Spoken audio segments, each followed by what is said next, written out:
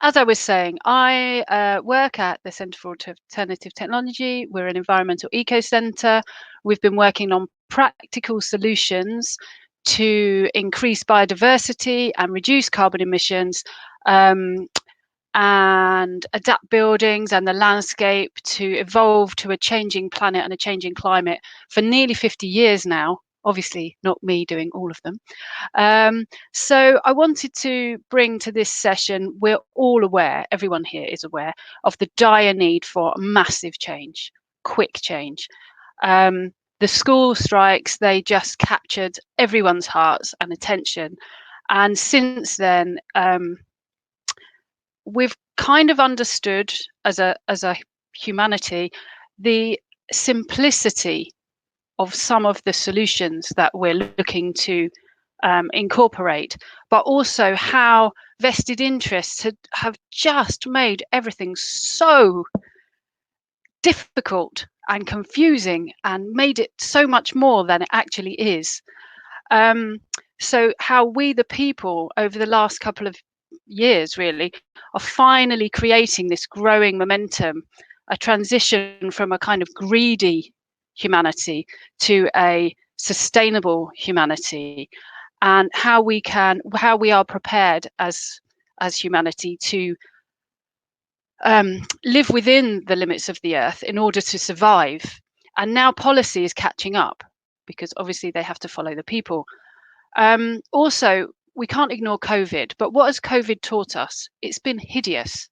It's been horrible. It's been a tragedy.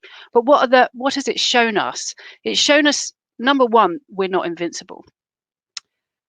And this is the planet almost wobbling. We are wobbling on the axis here.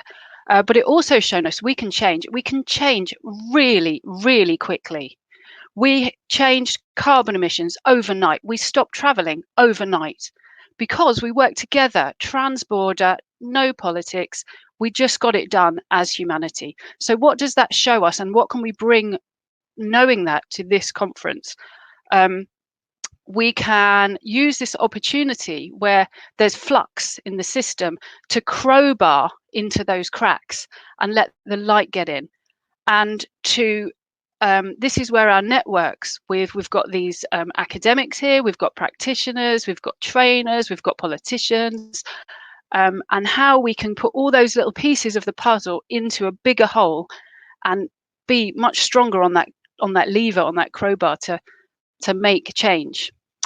We mustn't forget to keep climate justice at the forefront of our minds, with even the UK Prime Minister Boris Johnson stating that G7, which is coming up, we must actually action this 100 billion a year we're supposed to be giving to enable, to help out countries that are now suffering from the climate crisis most of the affluent countries have produced.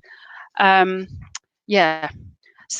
I'm lucky. I'm teaching and facilitating change makers from all around the world via CAT on MSc programs, and we train professionals and academics to think really deeply and then become the change they want to see. So I wondered if in the comments, if anyone has any links to CAT, to just say hi. I've noticed a few students and some other people that I've met along my travels. So yeah, type in the comments and say hi. Our graduates have gone on to do amazing things. They've created products like breathable plasters and water blade taps that use hardly any water, as well as community action like Repowering London and Regreening London now, I think he's doing. And so it can be done. We can all go and be very inspired. We start off today with three very different speakers. Each are working in their own particular field to give Earth that platform it needs and get it from the conversation which we've started over the last 10 years into the mainstream. So first up, we've got Pete Walker, who's a professor in materials science at Bath Uni here in the UK. But he's also director of the real groundbreaking research building research establishment, which kind of practices on buildings and shows what innovations are possible. So Pete, over to you.